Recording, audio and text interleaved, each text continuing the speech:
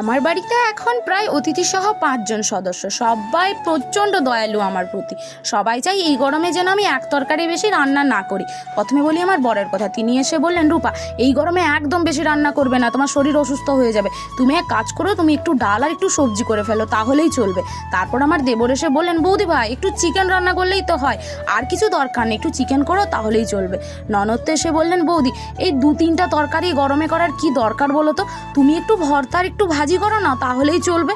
কি বলি, আমার ননদ জামাইয়ের কথা, ২ দিন হলো টাইফয়েডে ভুগছে, মুখটা একদম সয়ে গেছে, কিচ্ছু খেতে পারছে না। তিনি এসে বললেন, বৌদি, আমার জন্য কিচ্ছু করার দরকার নেই গরমে, শুধু আমার জন্য একটু সাবুর পায়েস করো না।